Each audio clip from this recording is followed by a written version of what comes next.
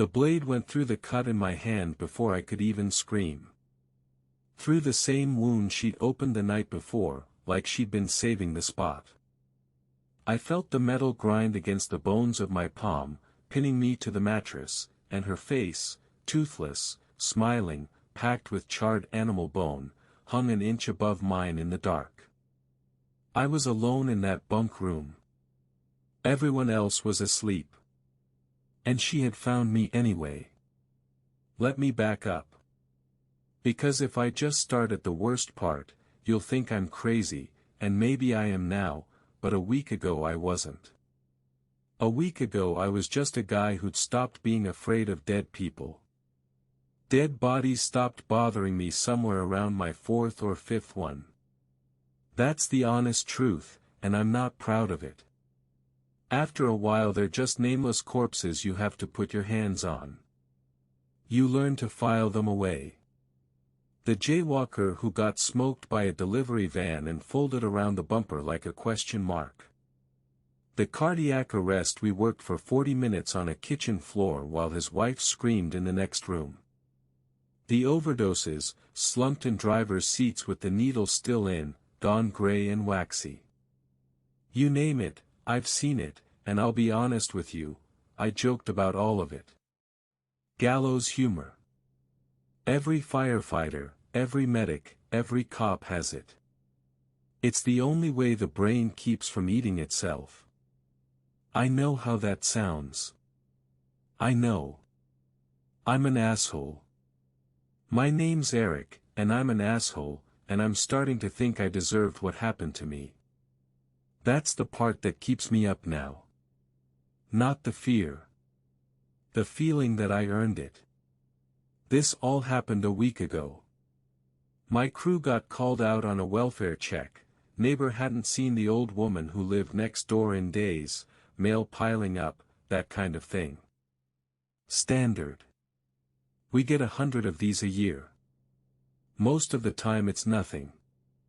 Somebody went to visit their daughter and forgot to tell anyone. Sometimes it's a body that's been sitting for a while, and you call the coroner and you go home. Either way, routine. I wasn't thinking about anything except whether we'd be back before the food got cold. I want you to understand how normal it started. Gray afternoon, the kind of overcast where the light has no source and no shadows, just a flat dead glow over everything. Old neighborhood, the houses leaning into each other, paint peeling, lawns gone to seed. Her place was the worst of them. Gutters sagging. Curtains drawn tight even in the daytime. The kind of house your eye just slides off of because it doesn't want to look too long. I took my place at the front door to force it. And here's the thing, here's the first clue I ignored, the first of about a dozen. There was a welcome mat. One of those cutesy ones you buy at a craft fair. It said, in cheerful looping letters, "May all those who enter as guests, leave as friends."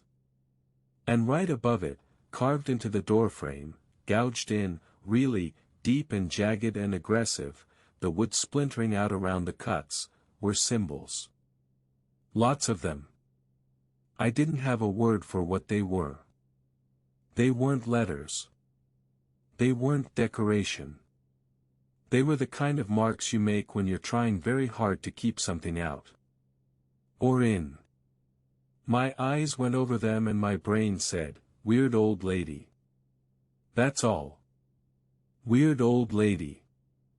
I had a job to do. I drove the Halligan into the frame and the door went with a crack that echoed down the empty street. Then it swung inward, slow, and I swear to you it creaked the whole way, a long, reluctant groan, like the house itself was asking me if I was sure I wanted to do this. I was sure. God help me, I stepped in. My flashlight beam went into pitch black. Not normal dark, the windows had been covered over with old newspaper, layers of it, taped and retaped until no light got through at all. The air inside was thick and still and warm, warmer than it had any right to be, and it pressed against my face the second I crossed the threshold. The living room swallowed my light. The beam only carried a few feet before the dark just ate it. And then the light caught something shining, up high, and I tilted it toward the ceiling. Bones. Animal bones, hundreds of them, strung from the ceiling on threads so thin they looked like they were floating. They turned slowly in the draft from the open door, clicking against each other, a dry papery sound like wind chimes made by something that hated music. I brought the beam down along the walls. The carcasses of small animals were nailed to the plaster. Cats. Birds. Things I couldn't identify and didn't want to. They were arranged. That's what got me, they weren't just thrown up there, they were placed, forming shapes. Triangles inside triangles, all pointing inward toward the center of the house, toward the back, toward the place my flashlight couldn't reach. What in the fuck, I said. Out loud. To no one. I turned back to my crew framed in the doorway and jerked my head, half a nod, half a get a load of this. Our probie that day was a kid named Andrew, maybe 22, still green enough to be honest about being scared. He poked his head past the frame, took one look at the bones and the carcasses and the triangles, and pulled right back out. Nope, he said. I'm okay. This is some Blair Witch shit, man, I'm good out here. Nah, I said, playing it cool the way you do, sweeping my light around like it was nothing. They just got a shitty interior decorator. And I took a step in. Just one. And that's when it hit me. The smell. I don't know if you've ever smelled death. Real death, not the idea of it. It's not like anything else. It's sweet and it's rotten at the same time, thick enough to taste, and it gets into the back of your throat and stays there for days. You can scrub your hands and burn your clothes and it lives in your sinuses like a memory. Once you've smelled it you never mistake it for anything else again. I'd smelled it plenty. This was the worst I ever had. I keyed my radio. Hey, LT possible DOA. Then I kept going. Deeper. My boots were sticking to the floor with every step, a soft, peeling tack, like walking across a movie theater floor, except I knew it wasn't soda. I didn't shine my light down to check. I didn't want to know what I was walking through. Fire department, I called out, the way you're supposed to, on the off chance somebody living might answer. My voice came out flat and dead in that newspaper dark. Nothing answered. Of course nothing answered. I followed the smell. It got stronger the deeper I went, and the symbols followed me, not carved now but painted, splashed across the walls in a dark reddish brown that had gone crusty and cracked with age. I told myself it was paint. I'm a grown man and I told myself, very clearly, that's paint, Eric, that's just paint, because the other option was not something I was prepared to hold in my head while I was alone in that house. The hallway narrowed toward the kitchen. Hanging across the threshold was a curtain of bone, small bones threaded vertically into long strands, dozens of strands, a beaded doorway made of the dead. I had to reach up and pull them aside to pass through, and they rattled against my arm, cold, so much colder than the warm air around them. And then I was in the kitchen, and I saw her. She was on the table. An old woman, elderly, what was left of her. Each arm and each leg pinned down to the wood by a butcher knife driven through to the hilt. Her body was sprawled out in a shape that wasn't natural, spread-eagled and held, and her skin, what hadn't gone, was covered in those same symbols, etched right into the flesh. And here's the thing my mind couldn't make sense of, the thing I still can't, she was decomposed everywhere except the etchings. The carved symbols were clean. Fresh. Pink, almost. Like the rot had eaten everything but refused to touch the marks. Like the marks were keeping it out. Melted candles stood around her in a ring, long burned down to puddles, cold and gray. And her mouth was packed with animal bones, jammed in, dozens of them, the ends sticking out past her lips. The tips were charred black, like someone had set them alight and then forced them down her throat. I should have backed out. I should have keyed my radio and gone and waited for the police and never opened my stupid mouth. But you want to know what wonderfully insightful thing came out of me, standing there in front of this woman, this person, in the worst moment of whatever had happened to her? I said, "Damn, Granny. You're one kinky bitch, aren't you?" I don't know what I pissed off. I don't know what was in that room with me, listening. But I'm almost certain that's the moment I did it. That's the moment I stopped being a guy doing a job and became something it had noticed. Something it could follow.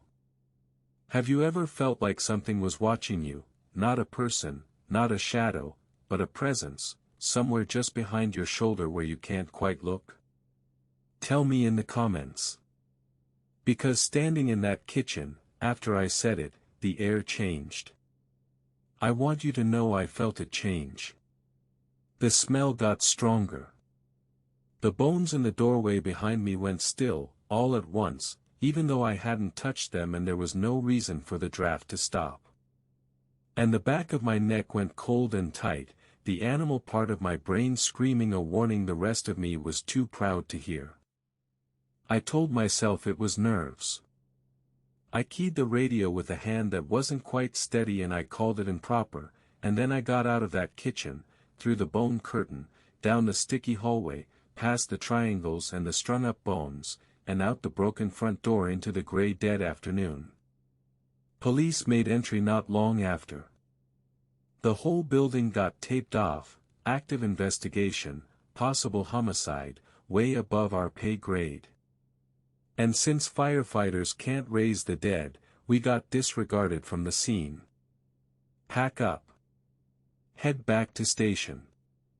Routine. I crossed back over that welcome mat on my way out. May all those who enter as guests, leave as friends. Quick thing you should know. There's an old superstition in the fire service and EMS, older than any of us, and it goes like this: when you've had a dead patient, you wipe your feet on a doormat before you leave. Always. Every time. Because if you don't, something might follow you back. I never took stock in it. I'd seen guys do it, this little ritual, scrape scrape scrape on the mat before they hit the rig, and I'd roll my eyes. Superstitious nonsense. Old-timer stuff. I'm sitting here now wishing I'd done it. I walked right over that mat and I didn't wipe my feet, and whatever was in that house, I sure as shit did not leave it as a friend. I think I left it as something else. Something it wanted to come home with. We got back to the firehouse a little after dark. And it started almost immediately. The station's an old one. High ceilings, that institutional tile that's cold even in summer, the constant low hum of the bay lights and the refrigerator and the radio that never fully goes quiet. Familiar sounds. Safe sounds. I'd worked there 4 years and I knew every creak of it. I was getting ready to turn in. Standing at the sink in the bathroom, brushing my teeth, half watching myself in the big mirror over the basin the way you do, eyes unfocused. And then they focused.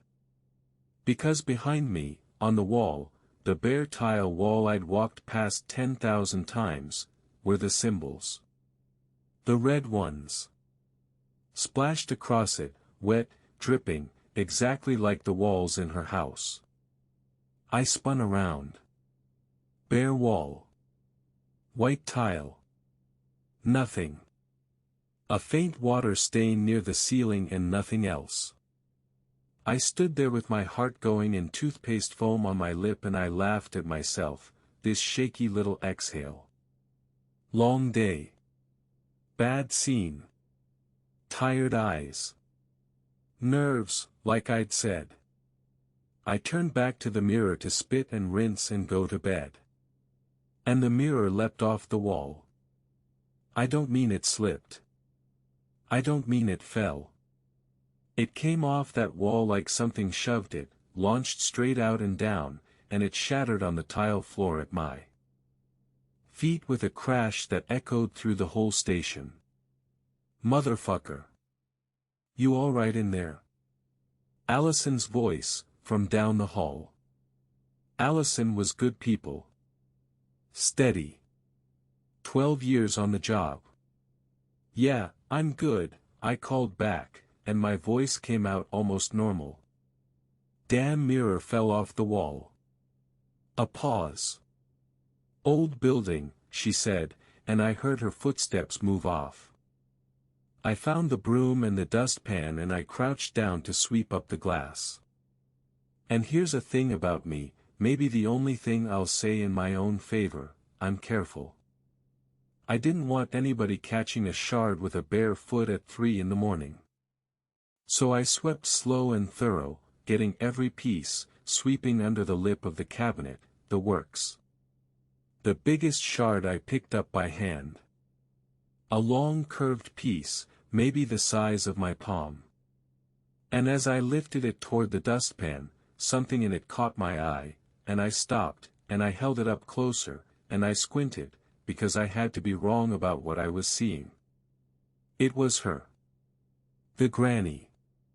Clear as a photograph, reflected in that shard like she was standing right behind me, except she wasn't standing, she was lying down, pinned to a table, knives through all 4 limbs, exactly the way I'd found her.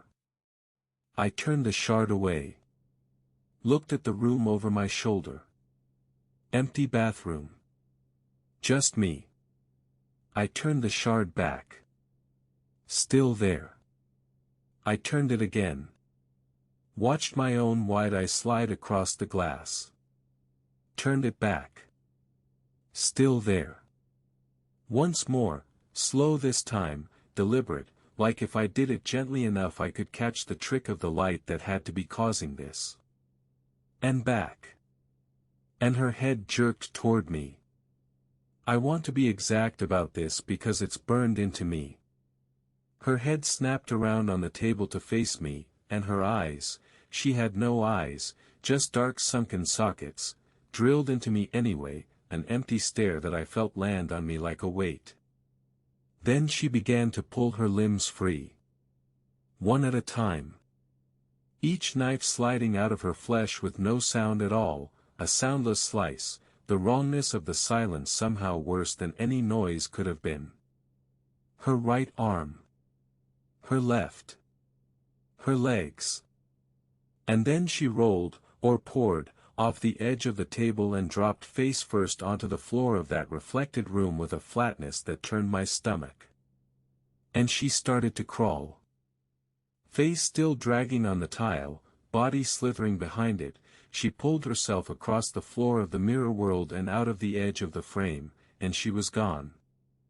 I was alone again in the shard. Just my own ragged breathing and my heart slamming against my ribs and a curved piece of broken glass shaking in my hand. And then she shot back into the frame.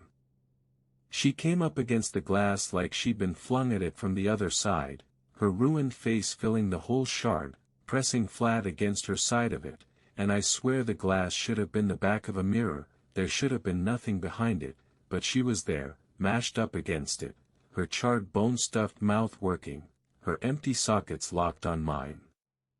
I jumped so hard I cut my palm open on the shard's edge.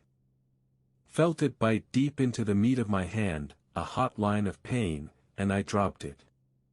It hit the floor and shattered again into 100 tiny pieces, and every single one of them, every little glittering fragment scattered across the bathroom tile, held a piece of her.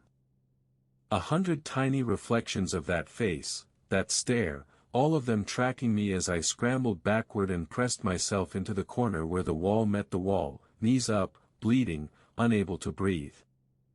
I don't know how long I sat there. Long enough that the blood ran down my wrist and dripped off my elbow. Then I broke. I scrambled up and I ran out of that bathroom, down the dark hall, holding my hand against my chest, into the kitchen. I cranked the faucet and shoved my hand under the cold water and watched it run pink down the drain. Nothing felt real. That's the only way I can describe it. Like the floor had tilted and the world had gone thin, like the firehouse I'd known for 4 years was a stage set and something had reached in from behind it. I dried my hand and I went to the EMS cabinet, we keep one stocked in the kitchen, and I cleaned the cut properly and wrapped it in gauze, slow and careful, the way I'd patched 100 strangers. The cut was deep. Deeper than it should have been from a shard. It wouldn't stop welling up through the gauze. And the whole time, no matter what I did with my hands, I couldn't get her face out of my head. Pressed against the glass. Found you in her eyes before she ever said it out loud. I went to my bunk. I lay down on top of the covers in my clothes and I stared up at the dark ceiling and I did not move. I told myself the sun would come up. I told myself I'd go home in the morning and sleep in my own bed and laugh about this in a week. I told myself a lot of things, lying there in the dark, listening to the building breathe. If this story is keeping you up tonight, do me a favor and subscribe. We post new horror every single night, and you're going to want the company. Trust me. Because the next part is when I found out it hadn't followed me to scare me. It had followed me to finish something. I don't know how many hours passed. The station had gone fully quiet, that deep middle of the night quiet where even the refrigerator hum sounds loud, where the dark in the corners of the bunk room feels like it has weight, like it's leaning in. I could hear the other guys breathing. Andrew snoring softly 2 bunks down. The radio murmuring to itself out in the bay. Normal. Safe. And then I heard it. A wet slap against the bunk room window. Right beside my head.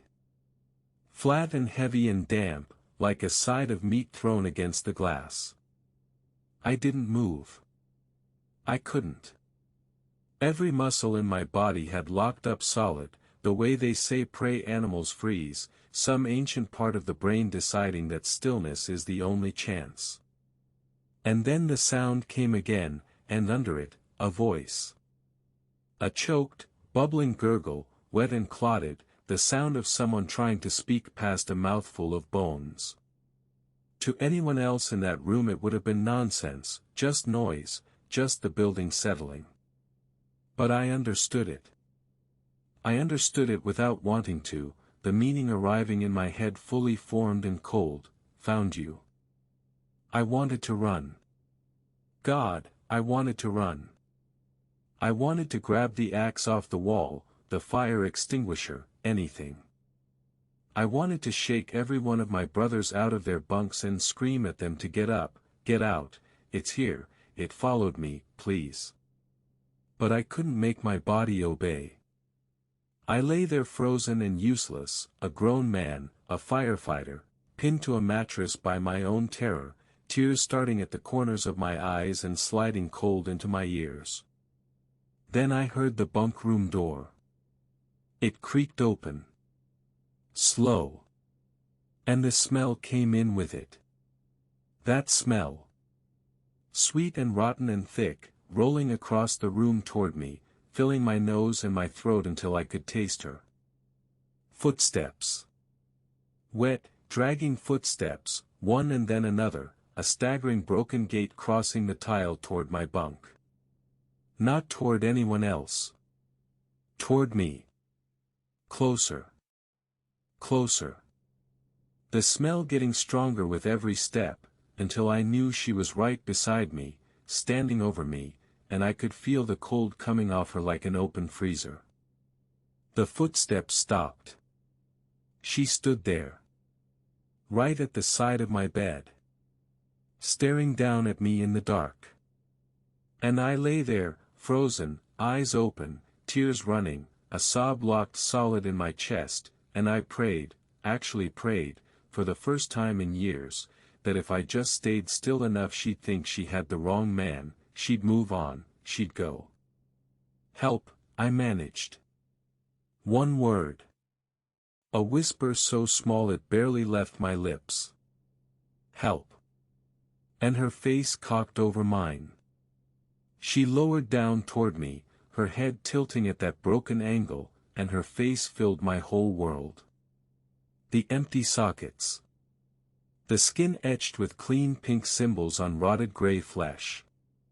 Her mouth opened, and she had to work her jaw around the animal bones packed inside it, choking them back, and through them she smiled at me, a toothless, bone-jammed, charred smile that promised me there was no comfort coming, not from anywhere, not ever again.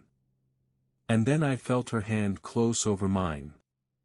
Over the bandage. Over the cut.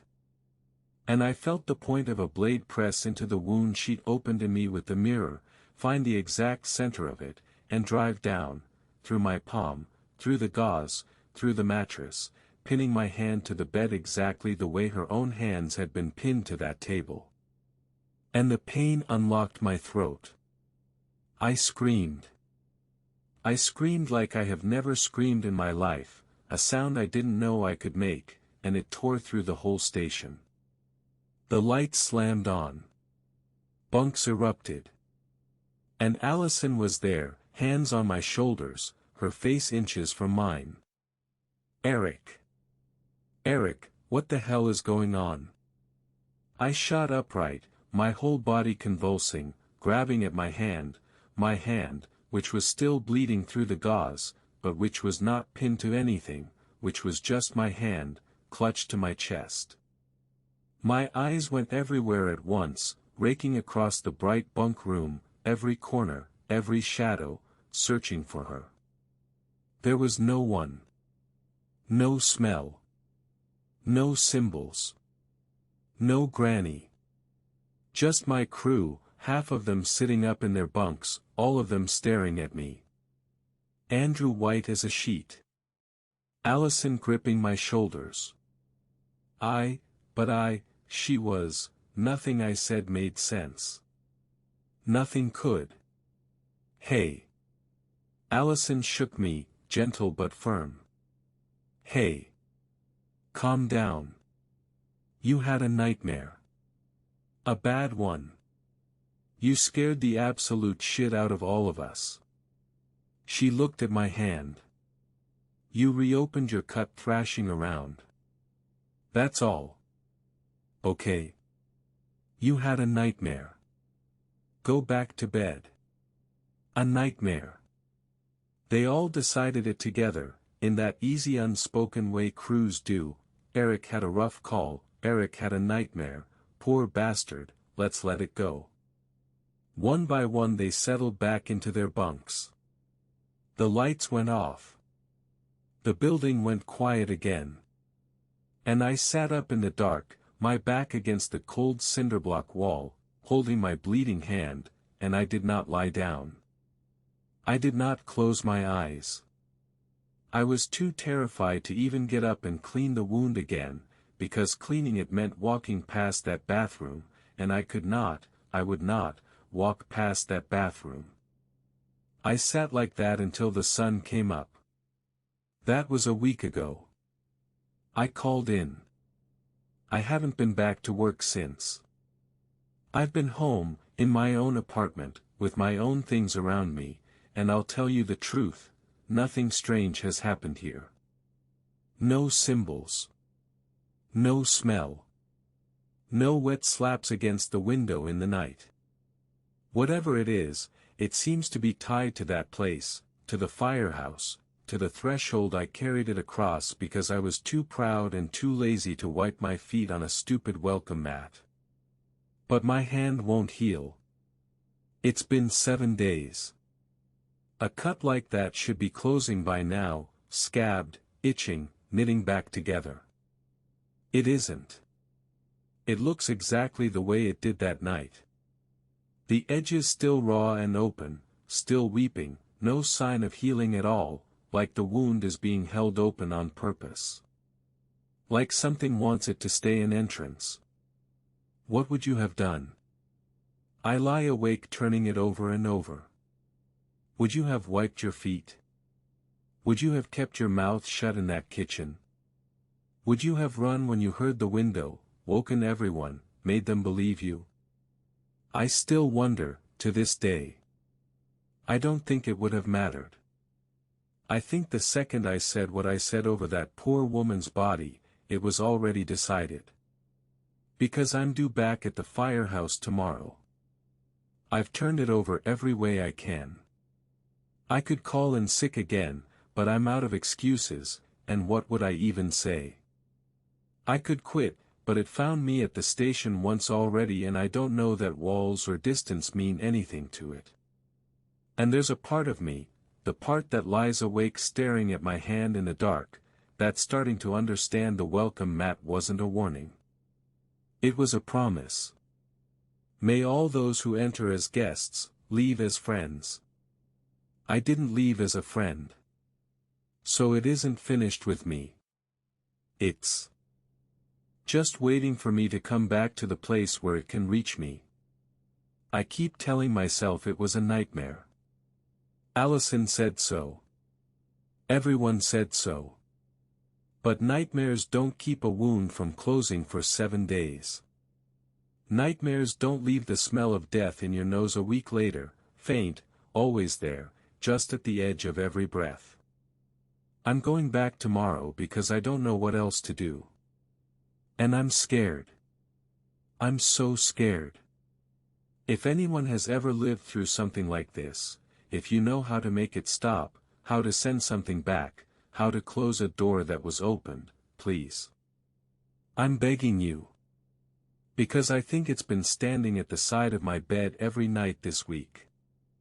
I just haven't been brave enough to open my eyes and look. Subscribe for more horror every single night.